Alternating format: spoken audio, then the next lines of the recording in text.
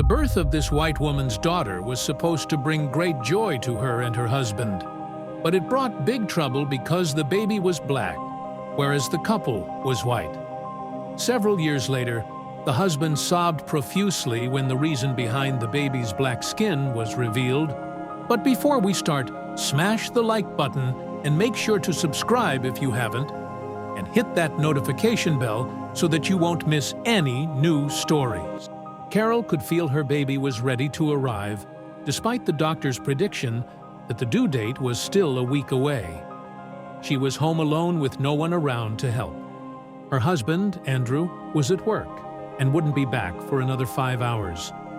The housekeeper who assisted Carol twice a week wasn't scheduled to come that day, leaving her to face the moment entirely on her own.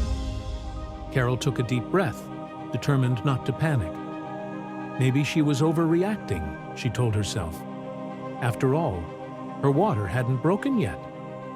Perhaps the baby wasn't coming just yet. Though this was her first pregnancy, it didn't always feel that way. She had spent years preparing for this moment, immersing herself in books about pregnancy, watching countless videos, visiting friends with babies, and holding on to the hope that her time would come. Now, as the possibility became a reality, she tried to stay calm. Carol had read and heard countless stories from other women about how they just knew when labor was imminent. A gut feeling that couldn't be ignored.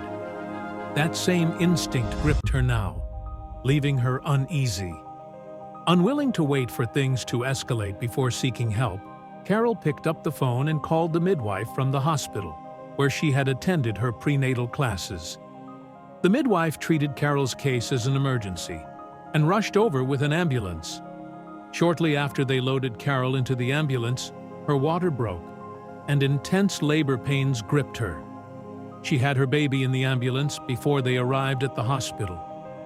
Carol was drenched in sweat, but she was relieved and full of joy. Carol's baby looked pink and healthy, but when she was wrapped in a shawl and handed to her for the first time, Carol noticed the baby's dark-tipped ears and eyelids, leaving her shocked. She nervously asked the midwife if it was normal for a baby with two white parents to have darker features. The midwife shook her head sympathetically, sensing Carol's fear of how her husband, Andrew, might react. Trying to ease her worries, the midwife encouraged Carol to focus on her safe delivery and get some rest, assuring her she could feed her baby after a nap. A few hours later, as Carol breastfed her newborn for the first time, Andrew burst into the room, beaming with excitement. The midwife had called to share the good news. He kissed Carol's forehead tenderly before glancing at the baby in her arms. At first, he didn't notice anything unusual, his joy radiating unbroken. He was happy to hear she was a baby girl. It had always been his dream to have a girl as his firstborn. However, there was an expression on Carol's face that made him pause. He asked what the matter was, and she shook her head, saying it was nothing, unwilling to break the bubble of happiness they were presently wrapped in. Andrew pushed, afraid that Carol was hiding a health complication she had incurred during labor and childbirth. Carol quickly reassured Andrew that she was in good health, but added there was something else he needed to know. With trembling hands, she pulled back the shawl from the baby's head, revealing the darkened areas on the ears and neck. Andrew frowned in confusion, unable to grasp the significance. "Is something wrong with the baby?" he asked. Carol shook her head slowly. "Nothing is wrong with her. Not in the way you think," she said softly. Taking a deep breath and sending a silent prayer upward, she finally told him the truth.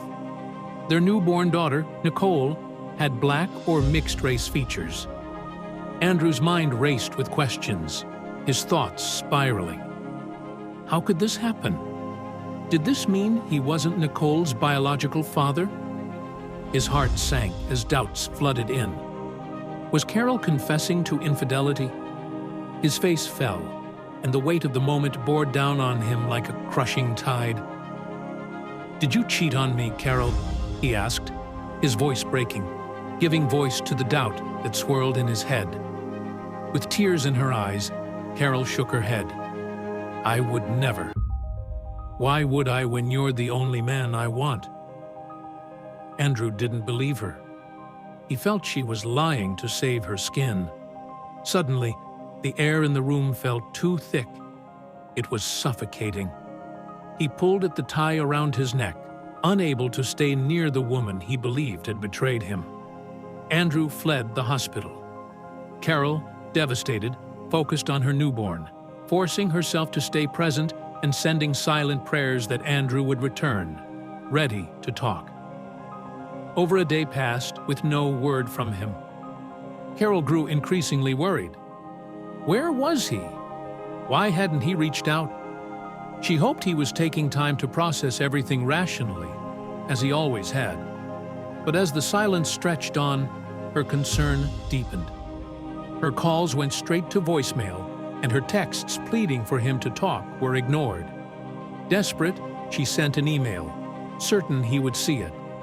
When his reply finally came, Carol read it with trembling hands and almost wished he hadn't responded at all. "You've broken my trust, and it can never be recovered. You've shattered my faith in you. I'll never be the same, and with your own hands and your actions, you've turned me into someone I can barely recognize. Now, you'll live with the consequences," the email read. Goosebumps appeared on Carol's skin. She felt a drastic shift in her entire universe. Andrew abandoned reason, punishing Carol for something she hadn't done. Holding Nicole close, Carol whispered promises to protect her, though she had no idea how. After 5 years of marriage without working or supporting herself, she felt helpless. What should have been a joyous day had turned into a nightmare. For 5 childless years, Carol and Andrew had been best friends and lovers. Their marriage was built on trust and peace. An affair was unthinkable, especially given Carol's disability. She almost wished they'd remained childless to avoid this devastation. Yet, as she looked at her sleeping baby, Carol knew she would endure anything to protect Nicole. Accepting that Andrew wouldn't come for her, she turned to the midwife for help.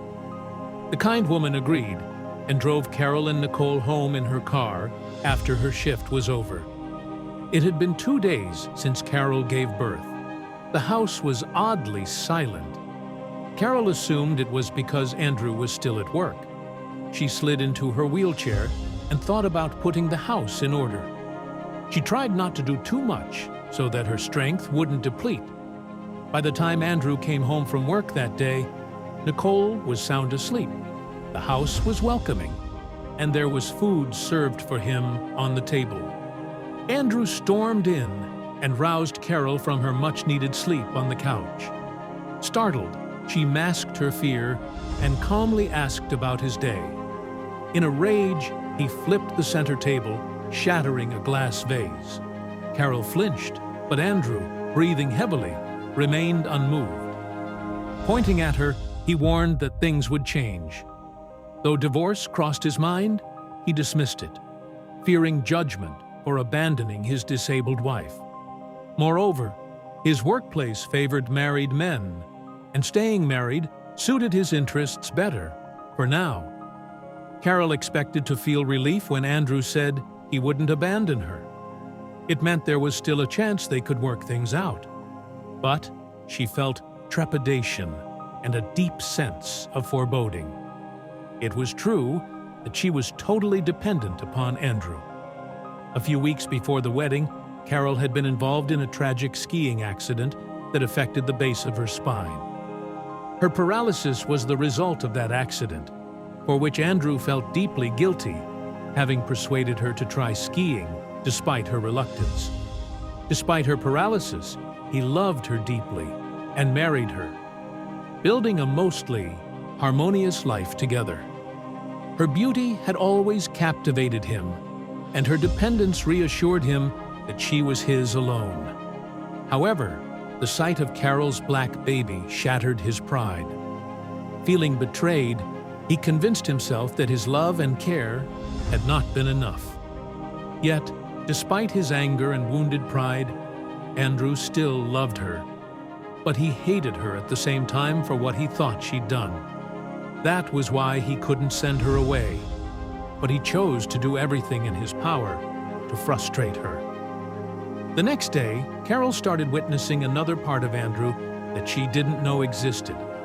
Whenever he was home, she was visibly scared, and he smirked whenever he saw it. Andrew tormented Carol relentlessly, stopping short of physical violence, but making her life miserable. He insulted her, destroyed household items, and ruined her clothes for no reason. Meals she prepared were met with scorn, often ignored or thrown to the ground. Even baby Nicole wasn't spared. He ignored her cries, threatened Carol to quiet her, and left her terrified. As Nicole grew, her light-skinned black appearance only fueled Andrew's hostility. He shouted at her, sent her on pointless errands, and, despite Carol's pleas, enrolled her in a predominantly white school. When Carol suggested a black school, Andrew cruelly refused, declaring, "A white person's child belongs in a white person's school." Nicole's life in school was rough. She was constantly confronted with several racist situations bordering on bullying. There were days she approached her locker and found mocking graffiti drawn on it. Another day, she found her books shredded. They even pushed her from behind a few times, and she fell and hurt herself. Nicole faced relentless bullying, labeled a freak, and told to join the other freaks. Despite insisting she was fully white like her parents, no one believed her. Carol reassured Nicole that Andrew was her father. Though he denied it, Nicole saw the resemblance in the mirror and in photos, and others often said she looked more like Andrew than Carol. Determined to help her, Carol secretly saved money and transferred Nicole to a predominantly black school, ready to face Andrew's anger. Embracing her new environment, Nicole identified as black, thriving in her new school. She made friends, excelled in theater, and won a prestigious sponsorship to travel the world with a theater company. Nicole had just finished high school when this happened and began traveling the world, performing as a black person. Their company was widely successful, and Nicole was happy to finally find her community. 2 years later, Carol called Nicole to tell her that Andrew had an accident. Fortunately, Nicole was in the next city. Nicole visited the hospital where Andrew was admitted, doing so only for her mother's sake. She had little fondness for Andrew due to his treatment of her and Carol over the years. While at the hospital, it was revealed there was a shortage of O-positive blood, which Andrew urgently needed. Nicole stepped forward, mentioning that she was O-positive, and agreed to be tested against Andrew's blood. The match was so precise that the doctor remarked, it could only be explained by a father-daughter relationship. To confirm, he ran a paternity test, which revealed that Andrew was indeed Nicole's biological father. Both Nicole and Carol were stunned. They had never considered running a paternity test in all those years. Intrigued and wanting to uncover more, they requested the doctor to perform a DNA ancestry test on their family. The results revealed that Andrew had 33% African ancestry, despite appearing fully white. Carol had 12%, while Nicole, who looked black, carried 25% African genes. The doctor explained that Nicole's appearance was due to genetic atavism, an ancestral throwback. This meant she resembled her black great-great-grandparents, whose presence in the family lineage had largely been forgotten. When Andrew fully regained consciousness, the doctor explained everything to him. Overwhelmed with emotion, he broke down in tears, sobbing over the realization of how blind and cruel he had been to his family for the past 20 years.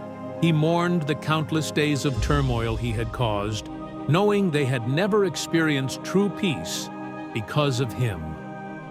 With heartfelt remorse, he pleaded with Nicole and Carol for forgiveness. They told him it would take time, given all the pain he had inflicted on them.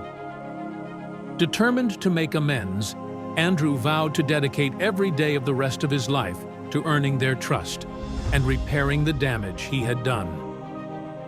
I'm really keen to know your thoughts on this story, so please don't hesitate to share your insights in the comments section below.